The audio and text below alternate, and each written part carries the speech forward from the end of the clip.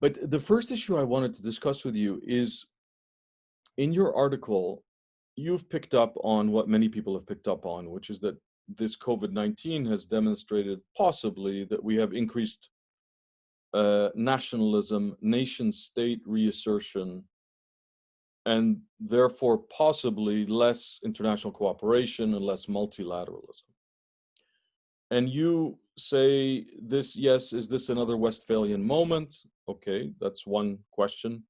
But you also raise the fact that there are many other networks and identities out there that have developed, especially through technology, but beyond technology, over the last while, that aren't going to go away either. Have I stated that correctly? That we can't ignore all those other ways of identifying ourselves or of working beyond nationalism? Well, my take is that nationalism seems to be a natural instinct in times of troubles, in times of commotions, in times of hardships. People are looking for a shelter, for something that they can associate themselves with and something that can protect them. And it's usually state. So I'm not surprised to see this explosion of nationalism all over the place. However, I think that, first of all, I don't see any contradiction between a stronger state and multilateralism. On the contrary, my take is that you might have efficient multilateralism only if you have efficient states and strong states. Because multilateral institutions are as good as the member states want them to be. So if you want an efficient United Nations or an efficient European Union, you have to have solid building blocks, bricks. That's why states are important even for a multilateral or international system. And my second point is that when we are talking about nation states, and we argue that there is a tilt towards the old Westphalian order, then of course the question is how we assess state efficiency. And can we argue that a bigger state, a state which tries to impose more rigid control on its population, is necessarily an efficient state? And I think that this is something that can be questioned, because a big state is often like a fat guy. You might be 800-pound gorilla, but if this is fat, it will not make you stronger. And I think that the pandemic has demonstrated that some states which claim to be strong turned out to be very inefficient. So I would question these assumptions about a stronger state and about a contradiction between a statist approach and multilateralism. I think these assumptions are probably not exactly correct. Let me ask you a quick question, though. It's an interesting notion, one that not everybody would think about, that you need strong states for multilateralism. But couldn't strong states in multilateralism also lead to gridlock, where, I mean, look, the P5, for example, where strong states lock heads, and then you end up with gridlock? Well, but I think that the gridlock is yet another manifestation of state weakness, because certain states cannot support decisions if these decisions are not congruent with the short-term political interests of particular leaders. For example, when they started thinking about the United Nations, they realized that they had to look for compromises, and these compromises will not necessarily be supported by their respective constituencies. However, state leaders of that time had the vision, the commitment, and the power to go beyond their situational interests. What we see right now, take the United Nations track record on Syria or even on Yemen. Why cannot they come with a resolution? Why cannot they come to some kind of agreement? I think they cannot do it exactly because they are weak, not because they are strong. They are weak. That's why they are reluctant to make concessions, to take some unilateral steps, to demonstrate some kind of forward thinking and strategic thinking. So whether you can consider, states being stubborn means that states are strong. Well, I would question this assumption, because if states are strong, they should be in a position to solve problems. Let me listening to you, let me throw a term out that I think can further this. I'm beginning to understand what you're getting at. Maybe, first of all, you'd already mentioned that what you want are efficient or even effective states, number one, not weak states. The second, and this term may take us to a later point of conversation, is maybe what you're talking about are confident states also, strong and confident. Because if you enter the international arena with a deep insecurity as a state, your behavior patterns could lead to a lot of problems. So in a sense, a state that's confident in its nationalism, if it's confident in its objectives internationally, will more likely work well in a multilateral system than a less confident state. Yeah, and I would also say that it can be applied not just to multilateral, but also to bilateral relations. For example, if you take U.S.-Russian relations and U.S.-Soviet relations, I think it's very clear that we were able to fix this relationship only when they had a strong president in the United States. Now, this president could be tough on Moscow. He could be very strong on certain principles, but it's important to have a leadership which is capable of uniting the society around its goals. And then the foreign policy of such a state, confident state, can become more predictable, can become more strategic, and as a partner, such a state can be reliable. However, if we have states in the West or in the East which are led by very fragile political coalitions, or by populist-minded illiberal leaders who follow opinion polls every morning they get to their office, then how can you provide for a strategic vision? How can you provide for constituency? The public is not very stable in its preferences. Today they might have one opinion, tomorrow they are tied and they want to have a different foreign policy, and that's why I think it's one of the problems of the current political systems, because there is a gap between what people want and what they really need. And this gap really creates many inconsistencies in foreign policy, and definitely some decisions that we see all over the place are clearly ill-conceived because they are guided by the fluctuations of the public opinion.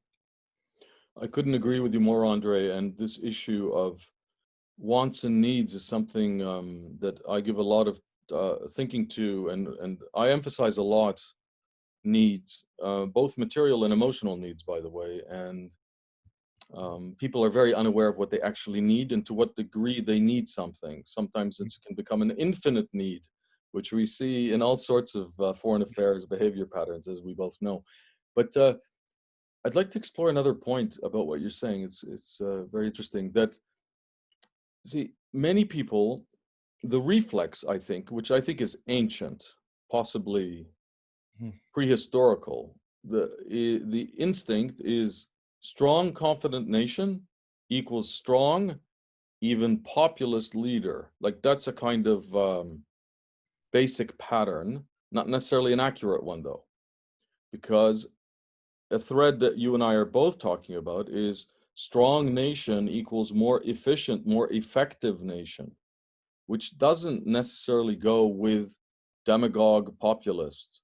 It could, by the way, but for a short period. But this space for people, and I'm talking here not just political elites, but citizens, to better understand that their state is best manifested through a confident, efficient system rather than a populist leader, is one that there's still some work ahead for us. So what do you think of that?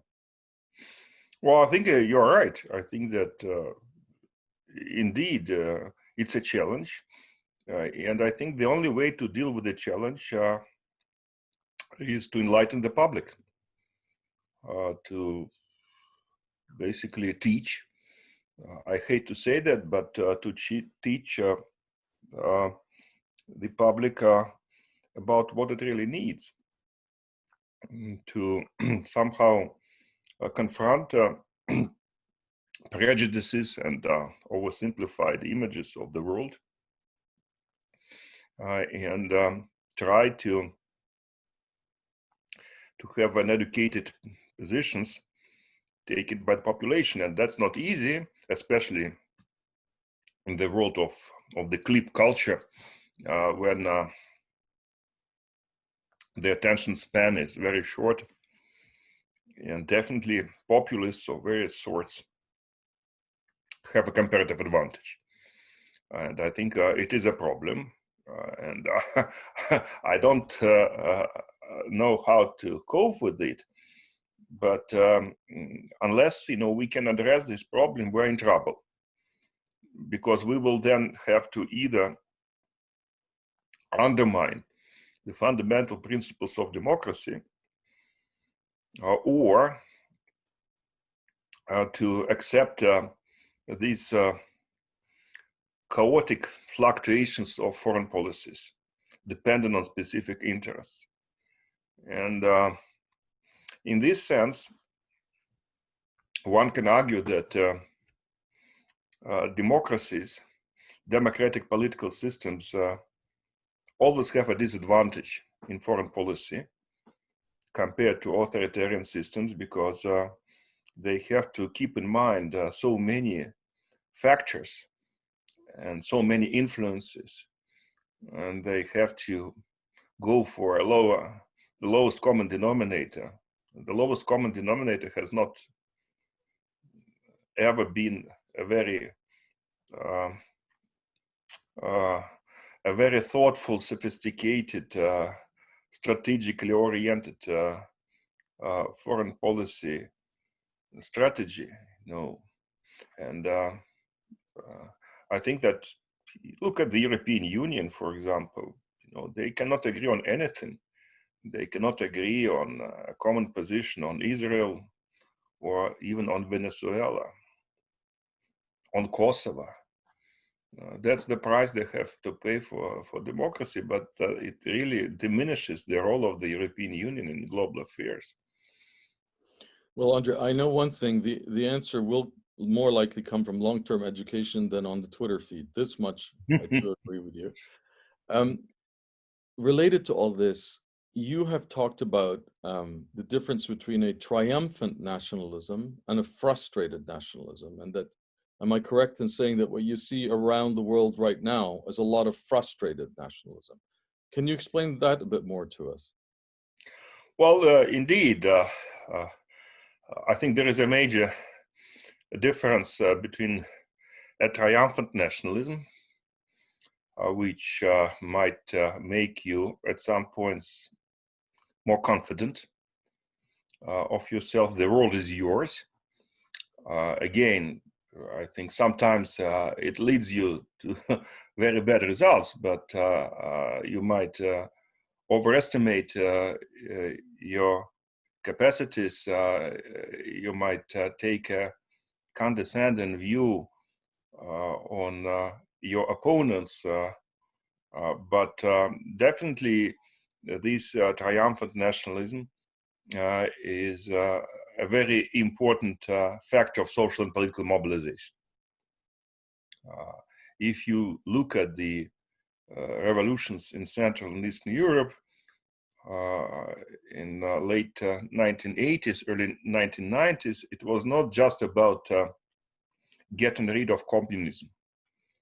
It was the period of triumphant nationalism, restoration of national identities, and this was a major factor which allowed East and Central European nations to overcome the hardships of the transition period. And of course, they overdid it. In some cases, we see this civic nationalism replaced by ethnic nationalism. We see gross violations of minority rights in various places, and that's not good. But another example of triumphant nationalism is China. We see, this very assertive China foreign policy, which is based on the perceived success stories of the China modernization. China is back. China is second to none. However, I think that with all the risks related to triumphant nationalism notwithstanding, frustrated nationalism might be even more serious a challenge. What we see right now in the United States and the phenomenon of Donald Trump is a manifestation of frustrated nationalism. No, we did our best for the world. They do not appreciate, they do not value our contribution. They want to be free riders. We're not going to play this game anymore.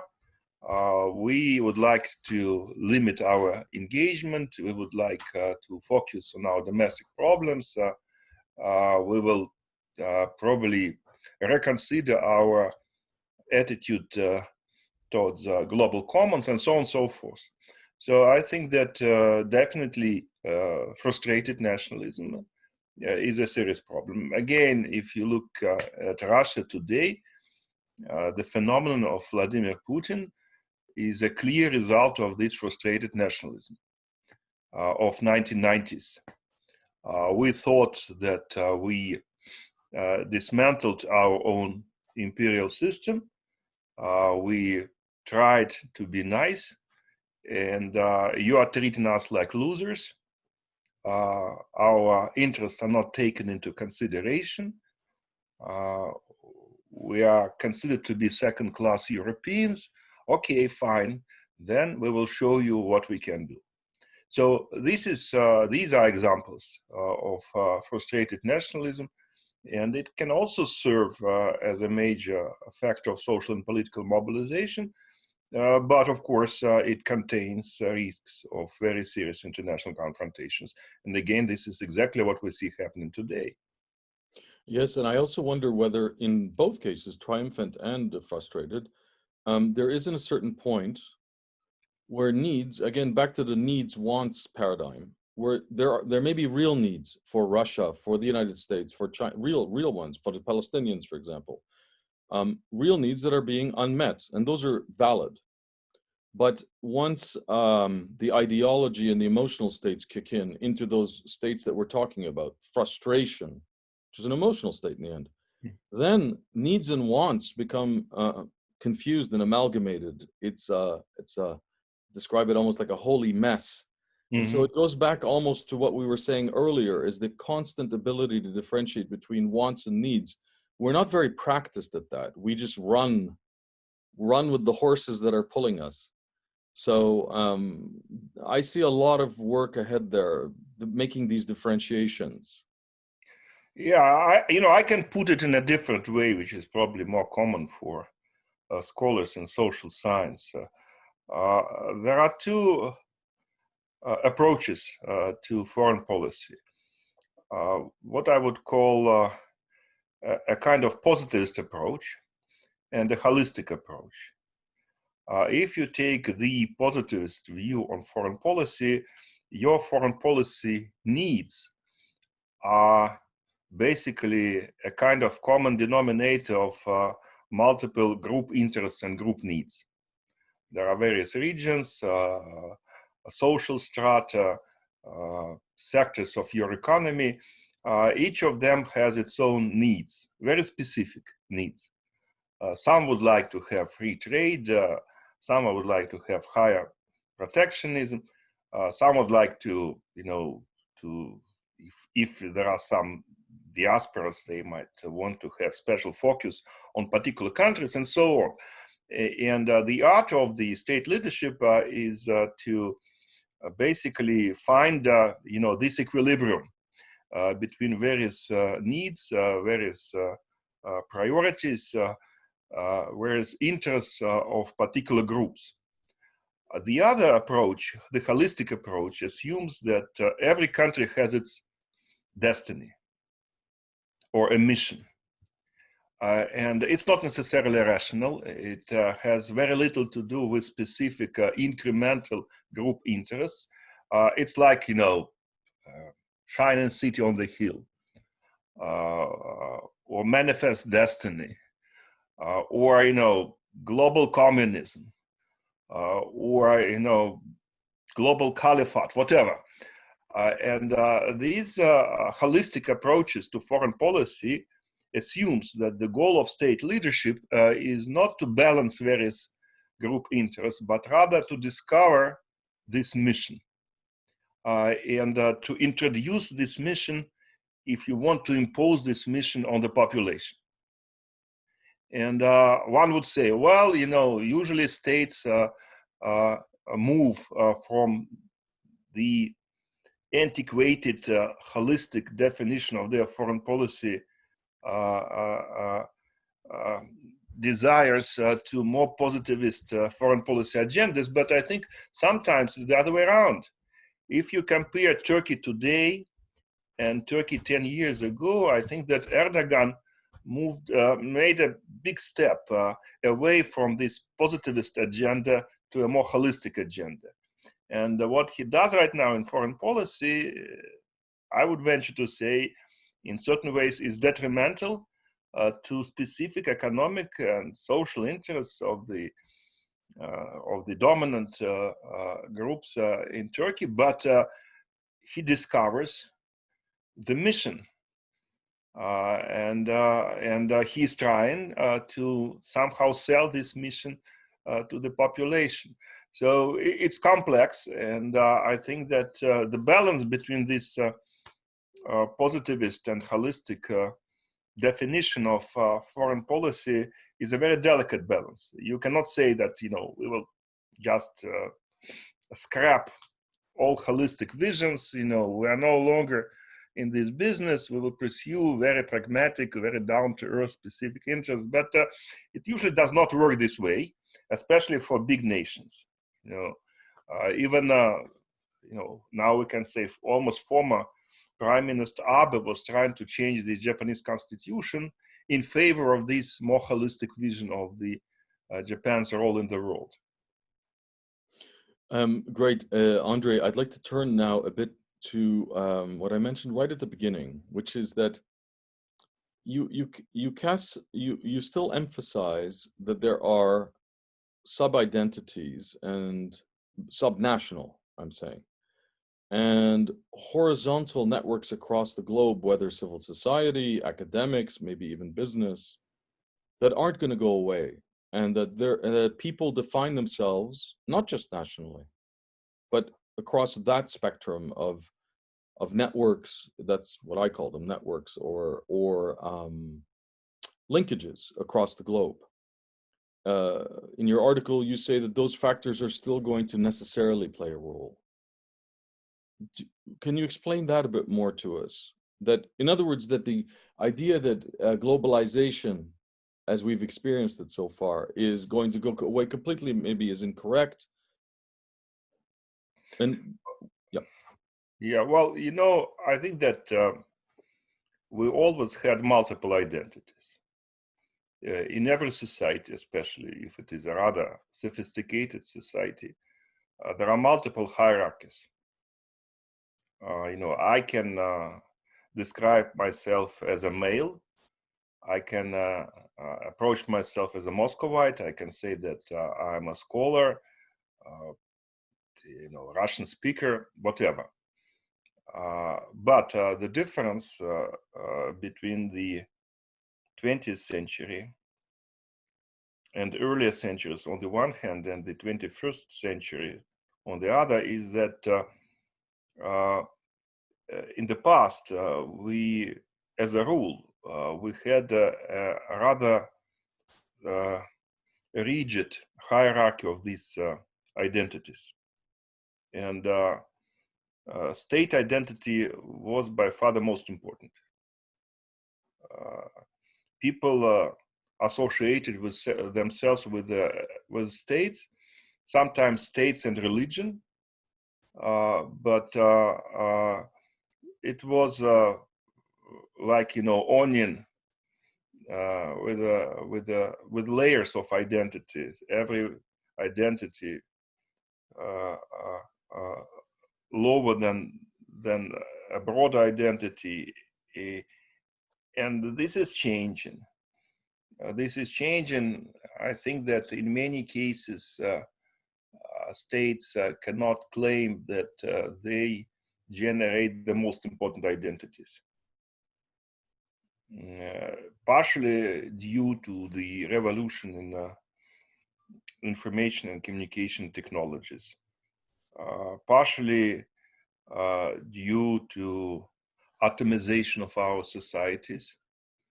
But let's say an IT expert somewhere in the middle of Siberia might have more in common with his peer in the Silicon Valley than with his next door neighbor. That's reality. And I don't think that it will fade away with the current trend towards deglobalization. Probably people will travel less, probably international investment and international trade will go down. But it's clear that information flows, trans-border information flows will grow. And so will group identities. And they are not necessarily subnational. Quite often they're transnational. right. And one of the, again, I don't want to say that this is completely new, because we had transnational identities earlier. You know, religious identities, arguably the most important ones. But we will have many more of these, not just about religion, not only about, you know, these very broad affiliations, but they can be very small. You know, you might want to identify your identity through stamp collecting, or, you know, bird watching, or whatever. And but I think that is something that will set very clear barriers on the way of states trying to monopolize this identity business. It's very interesting. Actually, I very much share your view, and I wonder, given that we probably, and many scholars have made a point about this, including and especially Jonathan Haidt. I don't know if you know his work, that we all need a degree of national identity. It's healthy to feel part of a country and its culture. So I wonder if given what you just said, which I share, which I think is a truth, that there isn't a kind of balance that will be always shifting, always dynamic, a balance to be achieved between, let me call it for the sake of explanation, a vertical axis of national identity and a horizontal axis of other forms of identity, transnational, exactly what you say. And that all of us will live in both axes and range between them. And it need not be one or the other. It's going to likely be both. And the question is the management of that and not getting too extreme, especially on the vertical axis, I would imagine, as we talked about earlier. Well, I agree, especially, if by talking about national identity, you mean civic national identity rather than ethnic, because I think that the real dangers might come from ethnicity rather than from citizenship. And we are going to have more and more heterogenic societies in various countries. People will continue to migrate. And I think that the danger is that the ethnic identity or any other exclusive identity might try to prevail. So if you take civic nationalism, I think it's important. And as I mentioned earlier, I think nationalism might be a major factor for social and political mobilization. Any modernization project should have this component. But it's a very delicate balance that you should preserve in order not to slide into xenophobia, into a sense of exceptionalism, into kind of condescending views on other societies and other cultures. So it's a thin line, but it's a line that you should not cross if you don't want to have a lot of trouble ahead of you. Well, Andrey, that's a great way to end the conversation. Thank you very much. That was extremely interesting. Thank you. Thank you, John.